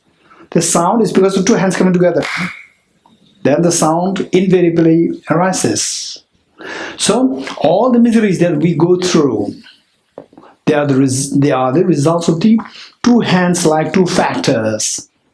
Two factors, external factor and internal factor. Two factors. Two factors come into being, then our miseries invariably arise. You're getting it? Okay. How many of you are very happy when you are alone? Raise your hands. Okay. Okay, I will send you to Siberia. Right? Then you will say, no, I'm feeling so lonely. You're getting it? Okay. How many are very happy to be with other people? Occasionally. Occasionally, okay. Right. Okay. So, say, when you're with other people, you say that I have no privacy.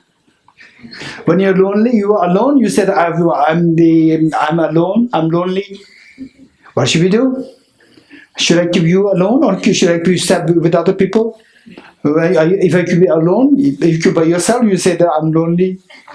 If you're with other people, you say I have no privacy. Right? So, external factor is the same. Now, what makes you unhappy? Some people, when I put you alone, you say, thank you, Geshe-la, I have privacy. The same person, if I put with other people, again will tell me, thank you, Geshe-la, I have so much of friends. Right? So the external factors is one thing, but internal factor, that plays a very important role. In other words, we should take care of both. We should be very realistic.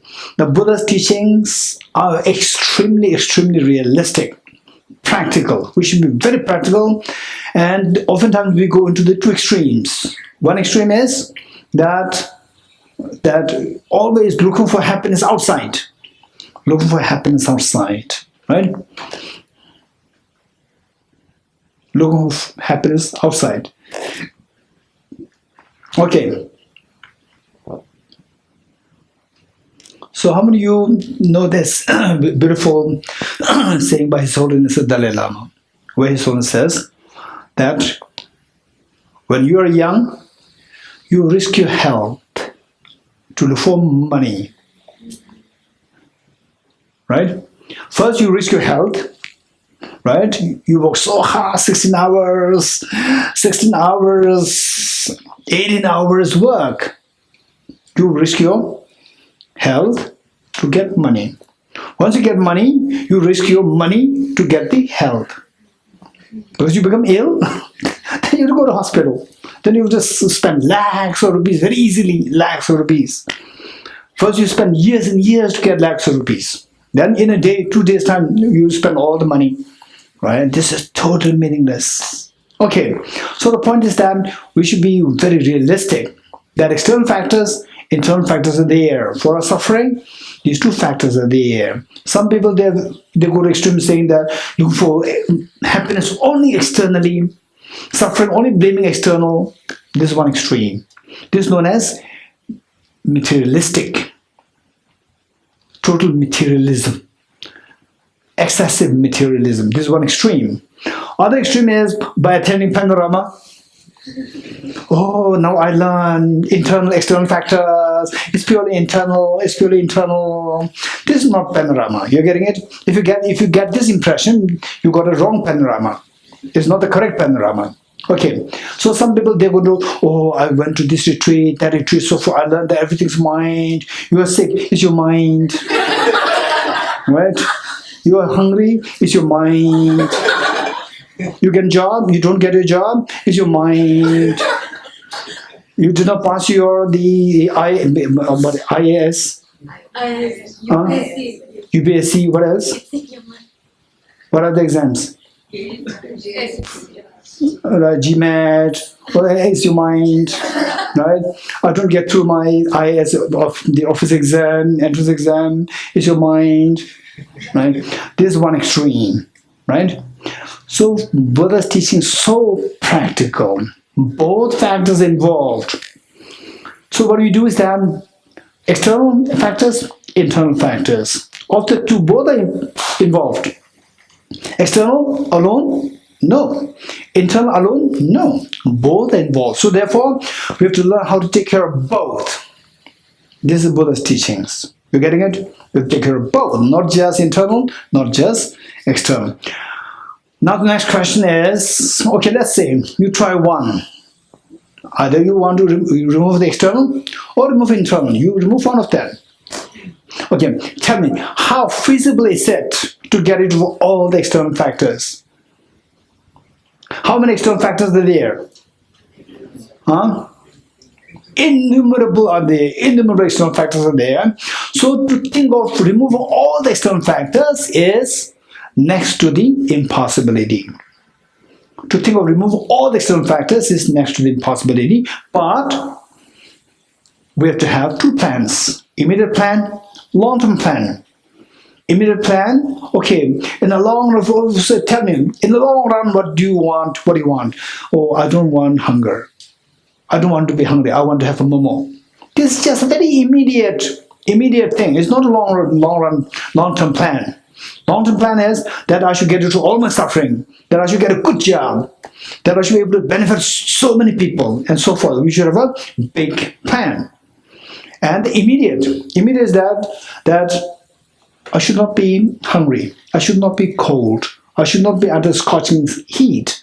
I should not have difficulty with other people in a good companion and so forth. So these are the immediate. We should think of immediate and long term. You're getting it? And immediate means that we cannot get into the internal factors immediately. Internal factors we cannot get rid of immediately, but we can do partially. External factors also we cannot get rid of immediately, but we can partially get rid of the external factors. So try your best. For example, so for us to go in the night, right? 1 a.m., 12 p.m., go to 12 a.m., not p.m., right? Okay, 12 a.m., 1 a.m. So then go in the night. This says, oh, it's purely mental. No, it's very unwise. Whether it's boys or girls, don't go that night, that late in the night. You're getting it? External factors. We should be very realistic. And then, for example, say, being vegetarian. It's amazing.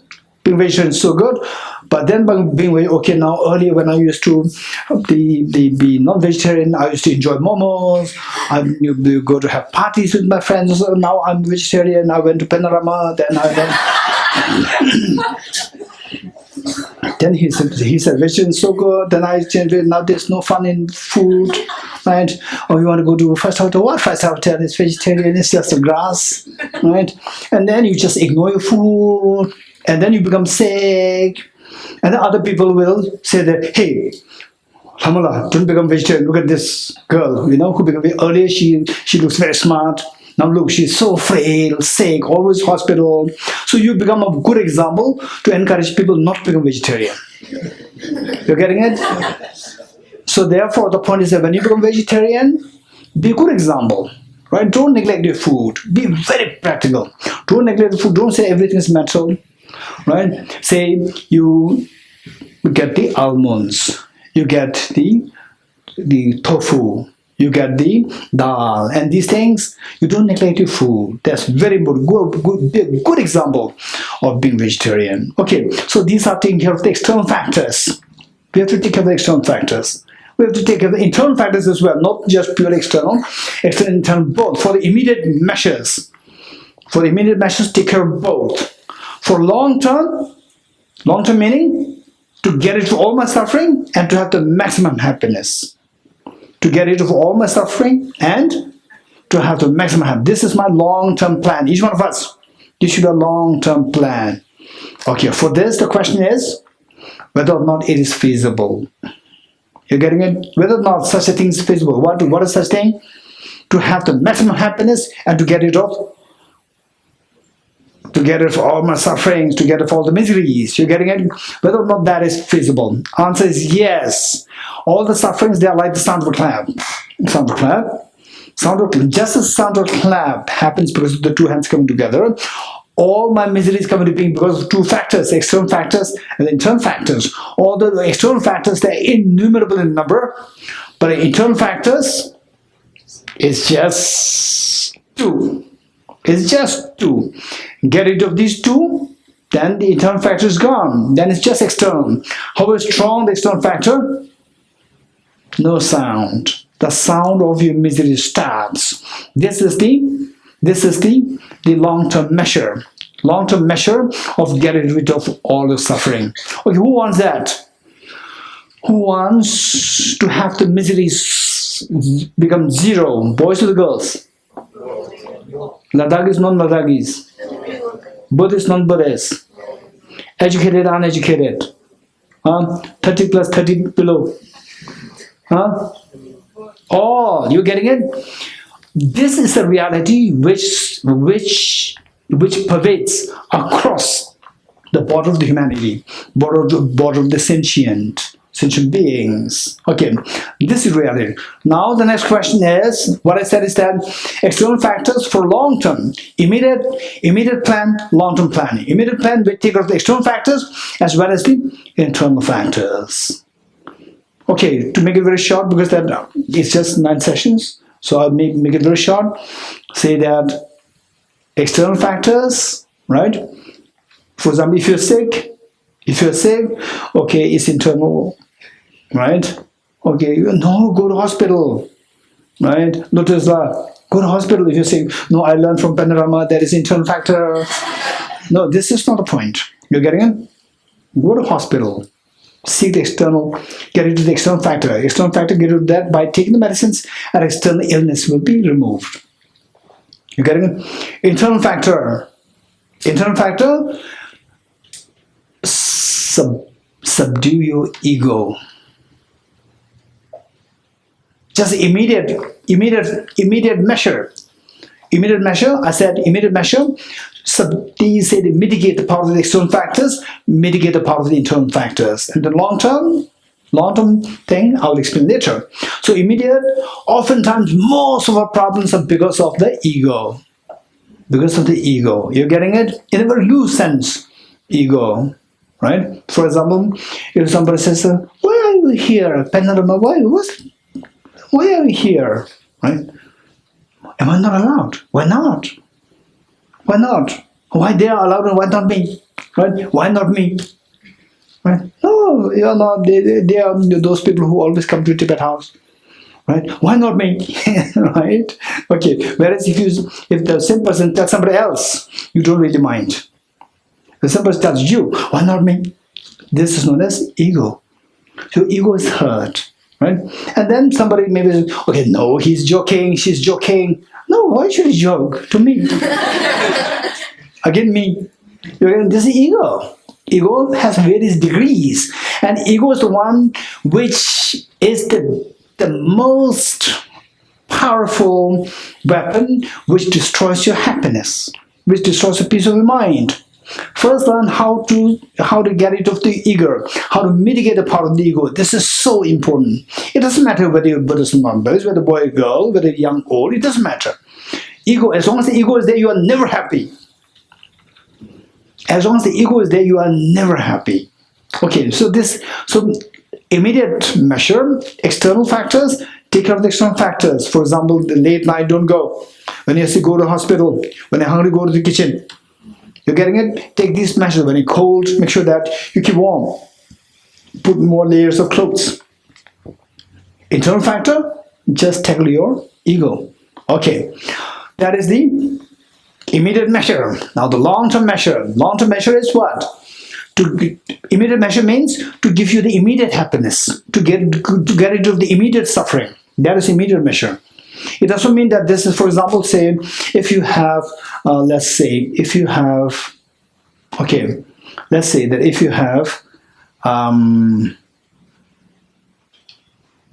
the pain because of the tuberculosis, because of the tuberculosis, you have a pain, acute pain. So to suppress the pain, what do we do? Okay, there must be some nurses here. Anybody? Any nurses here? Any nurse here? Raise your hands. Any nurse? Yes, here? Here? Okay, what will you do? Before that, give psychological support. Okay, so the person is acute painful, is screaming after pain, and then you psychologically give advice?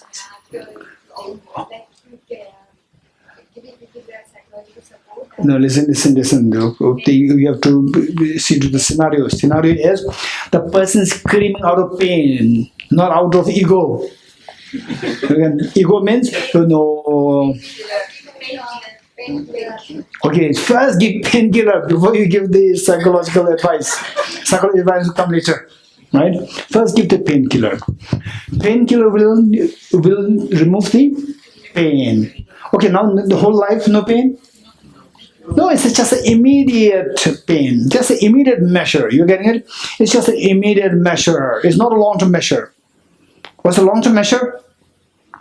You have to check the cause of this problem. What's the cause? Tuberculosis, right? So what do we get? What treatment? Cognitive. Then? And okay, antibiotics. Antibiotics. Immediate measure, take care of external, internal, both. For long-term measure, take care of the internal. You're getting it? Long-term measure, internal. Okay, this is where we arrived. Now, what is your next question? How what? How not to remove the internal factors? How to remove? How to remove internal factors? Okay. Any more questions related to this? Is happiness a constant state of mind that one should seek for? Okay. Is the happiness constant state of mind that we are seeking? Any more questions? Questions meaning, how would you take us from this state where we reach now, where I said that for a long-term measure, we have to take care of the internal factors. See how to get rid of the internal factors. What would be the next question? What are the internal factors? And once you identify what the internal factors are, the next question is how to get into the internal factors. You're getting it? Okay, very good. So the Tathagata Garbha, the essence of Buddha nature, we'll do next session. Right, okay, we'll stop here. Okay, one or two questions. One or two questions before we wind up with the dedication. Anybody? Yes, over there. to identify ego? How can I identify? Okay, so now through the mic. How can I identify the ego? Okay, how do I identify the ego? This is a very serious question. You're getting it? Very serious. In simple terms. So the whole panorama is ideally to identify what the ego is like, but then for this, as a very quick answer to this is the feeling that I am more important than others. Are you important? You are very important. But are you more important than others? No, we are all equally important. You're getting it? Whereas in our mind, we have an innate feeling, instinctive feeling that I am more important than others. That is the ego. In some cases, I am the most important. This is the worst of the ego. I'm the most important person in this world. Right?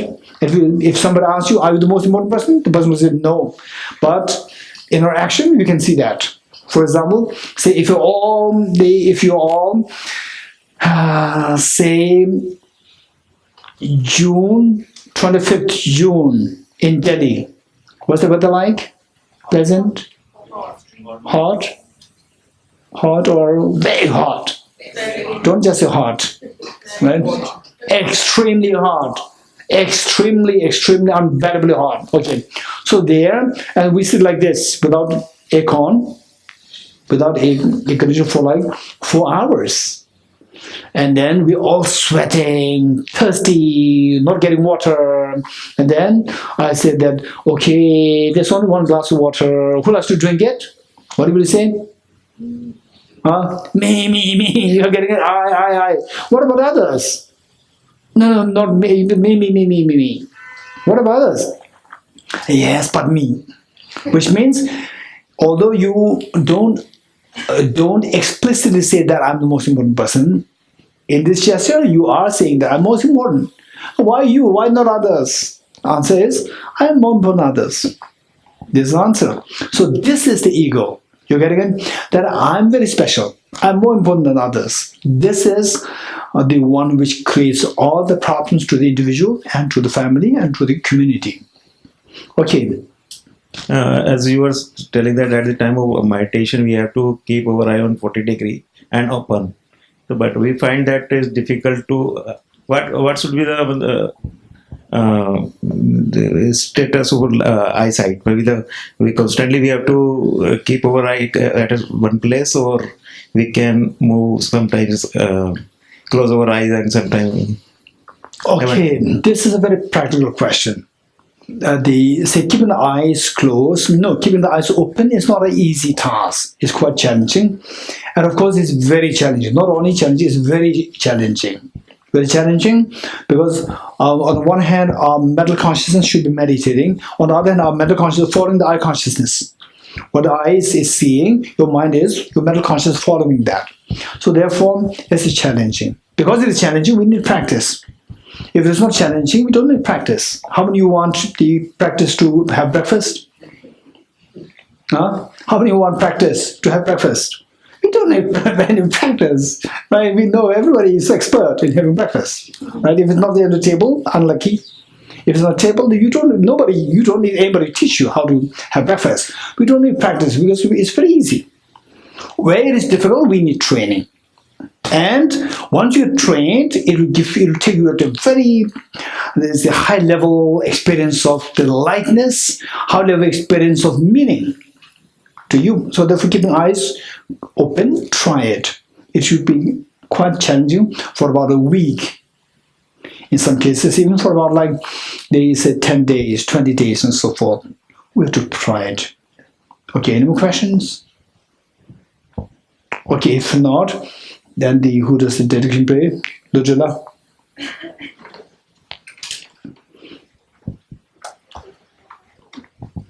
Lojala, you have to mention the page number and everything. Please turn page 282. Page 282. 82.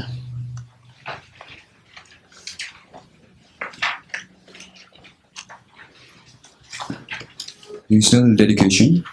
In the land encircled by snow mountains, you are the source of all happiness and good. All-powerful Chandrajik Tenzin Gyatso, please remain until samsara ends. Just as the brave Manjushri and Samantha Bhadra do, realize things as they are. Also, I dedicate all these merits in the best way, that I may follow the perfect example. I dedicate all these roots of virtue with a dedication praised as the best, by the victorious one thus gone of the 3 times, so that I may perform the noble Bodhisattva's deeds. May the supreme bodhicitta that has not arisen arise and grow, and may that which has arisen not diminish but increase forevermore. Chanchu Simchu Grimpoche Ke Banam Ke Gyoroche Ke Banyam Bame Baya One Kondo Pe Maraisho. As long as space remains, as long as sentient beings remain, until then may I too remain to dispel the miseries of the world. Due to the merits of these virtuous actions, may I quickly attain the state of a Guru Buddha and lead all beings without exception into that enlightened state. I dedicate the merit thus gathered towards the realization of the deeds and the prayers of all the Buddhas and Bodhisattvas of the 3 times, and to the upholding of the dharma of teaching and realization. May I in all lives, through the force of this merit, never separate from the 4 wheels of the Mahayana vehicle, and accomplish all the stages of the path, renunciation, bodhicitta, perfect view, and the 2 stages. With the wish to free to the Buddha, Dharma, and Sangha, until I reach full enlightenment. Inspired by wisdom and compassion, today in the Buddha's presence, I generate the mind of full awakening for the benefit of all sentient beings. I go for refuge unto the Triple Gem. I confess their negativities individually. I rejoice in the virtues of all the beings. I hold the precious Buddhahood in my heart. The path of the union of emptiness and compassion is lucidly explained by the protector of both the Dharma and the beings of the snowland. You are the lotus holder Tenzin Gyatso. We supplicate you that your wishes are fulfilled spontaneously. May the operations of evil thoughts and deeds of the negative forces of humans and non-humans who harbor malice through perverted prayers against the teachings of the Buddha be totally vanquished through the power of the truth of the 3 jewels. In all my lives, never separated from perfect gurus, may I enjoy the magnificent dharma, but completing the qualities of the stages and path, may I quickly attain the state of Vajradhara. Throughout my future lifetimes, may I always be guided by Arya Manjushri, and be able to uphold the dharma in general, and the teachings on dependent origination in particular, even at the cost of my life. Thank you.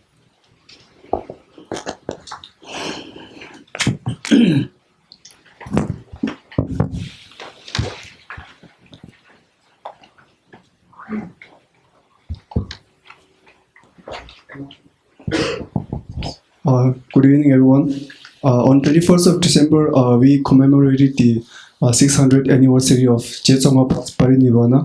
So at that time, we pledged for Bodhicitta vows, and we did some candle lighting and also a talk offering. So we will be distributing the talk at the registration desk. So please, everyone, thank you.